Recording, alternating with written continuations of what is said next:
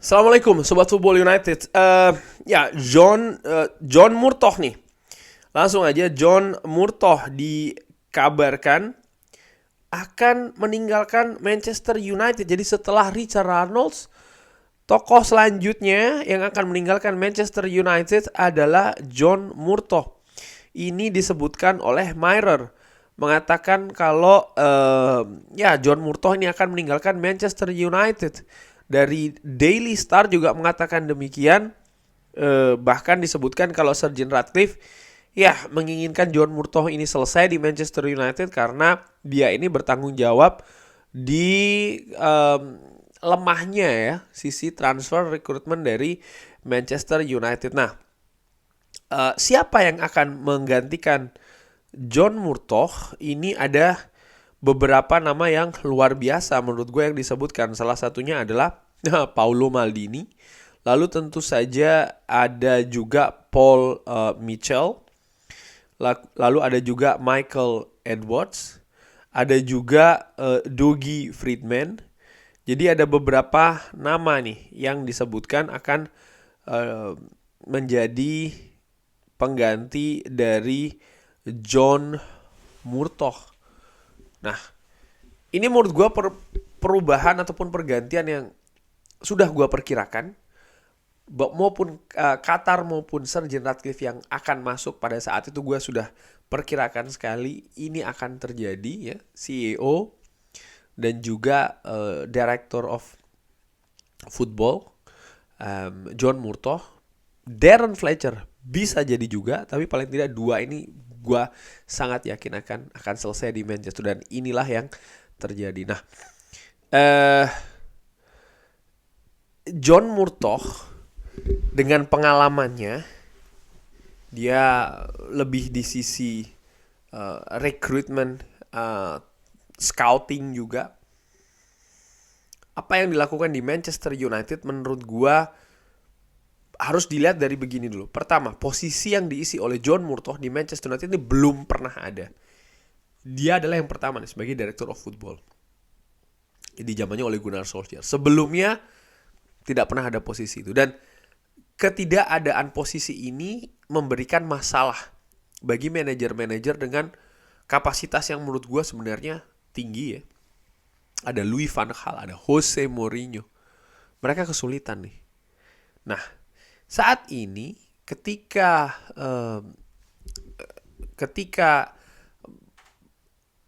manajer baru dari Manchester United, Erik ten Hag, masuk ke Old Trafford, sudah ada nih, ya kan, John Murtoh.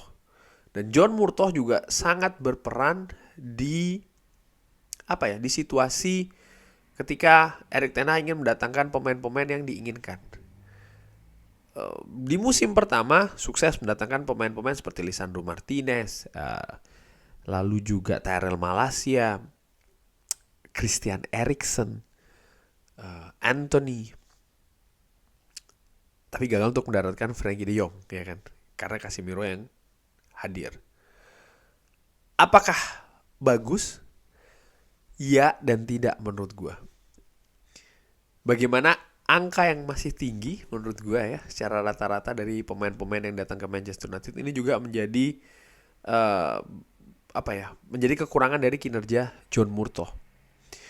Lalu gue juga menilai John Murtoh ini sebagai Director of Football, dari apa yang terjadi di 2 musim ini, nampaknya lebih dari hal administratif.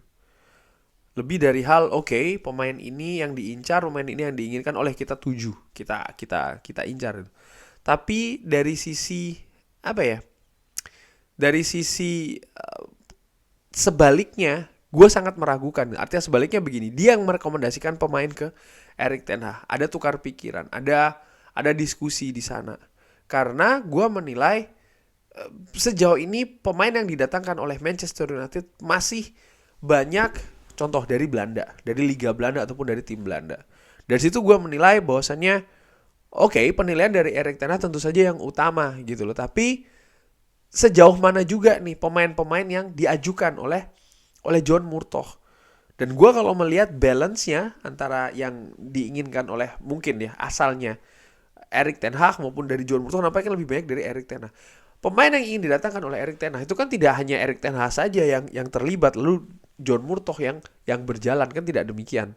Ada juga diskusi, ada juga analisa di sana. Kenapa? Karena klub akan berinvestasi di pemain-pemain tersebut dengan harga yang tinggi. Jadi tidak mungkin ini hanya buah dari satu orang saja.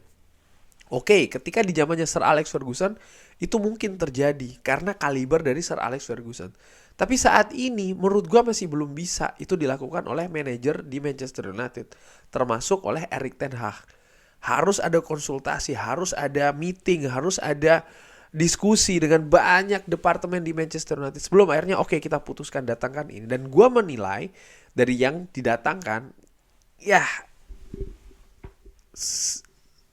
sosok Erik ten Hag masih dalam tanda kutip terlalu dominan. Dia butuh partner yang bisa mengimbangi, yang juga punya visi yang lebih jauh menurut gue.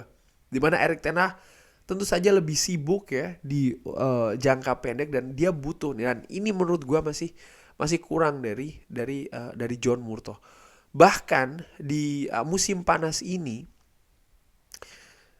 ya secara umum gue menilai apa yang dilakukan kinerja dari John Murtoh tidak lebih bagus daripada musim lalu. Oke, musim lalu ada kredit yang menurut gue cukup besar, itu adalah mendatangkan Wout Weghorst dan juga Sabitzer, terutama Marcel Sabitzer ya, di situasi yang sangat sempit tuh. Tapi dia akhirnya berhasil mendaratkan ya kan. Wout Weghorst ya dengan budget yang tidak tinggi, Manchester United harus mencari lini depan karena Cristiano Ronaldo cabut ya. Tidak banyak pilihan sebenarnya menurut gue, tapi berhasil didaratkan. Walaupun keduanya juga penampilannya ternyata akhirnya kan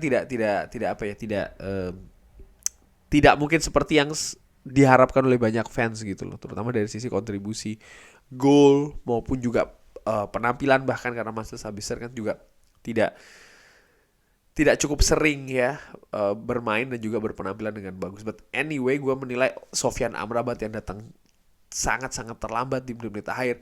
Bagaimana mayoritas dari pemain yang didatangkan ini justru bukan di situasi sebelum pre-season ataupun di tengah pre-season, tapi justru di akhir, bahkan setelah pre-season. Hal ini sudah gue sebutkan bagaimana kesuksesan dari pergerakan perburuan transfer di Manchester United di bursa musim panas kemarin adalah kapan didatangkannya nih. Dulu gue sudah sebutkan terlambat atau tidak. Gue maksud dengan terlambat adalah kalau datang di waktu tengah pre-season sampai dengan akhir atau bahkan selesai. Karena apa? Persiapan dari tim dengan pemain-pemain yang baru datang itu. Rasmus Højlund juga menurut gue datang terlambat, sehingga di awal musim Manchester United tidak bisa langsung tancap gas ini. Ini kan kinerja juga dari John Murtoh, dan Manchester United butuh lah kaliber yang lebih bagus, kualitas yang lebih bagus dari John Murtoh. Dan nama-nama tadi yang disebutkan menurut gue semua ada plus minusnya.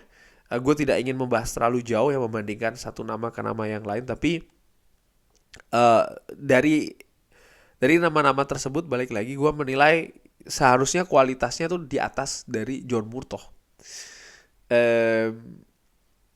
Paul Mitchell menjadi nama favorit ya yang gue inginkan.